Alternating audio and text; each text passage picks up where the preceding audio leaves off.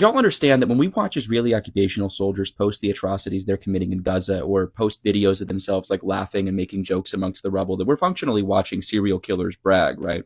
Like, these are men and women who are going into a concentration camp as an occupying military force, slaughtering men, women, and children, the young, the old, bombing homes, schools, mosques, churches, hospitals, and more.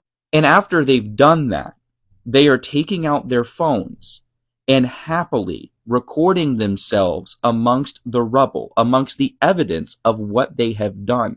There have been countless examples of men, particularly in Gaza, who are wearing the underwear and clothes of Palestinian women as trophies. Right? If you heard that as a part of like the Dahmer story, you would go, yeah, that's what a serial killer does.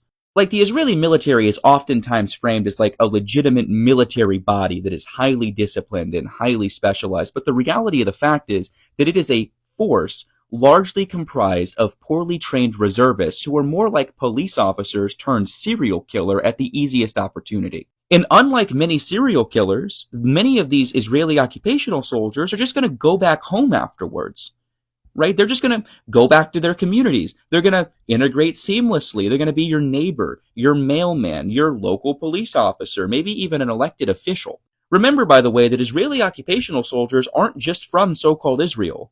Right, there were a lot of people who lived in the so-called United States who flew over to participate in the atrocities we're seeing in Gaza now, and we're not the only example. There are a ton of people who live outside of so-called Israel who have just come back to participate in the slaughter.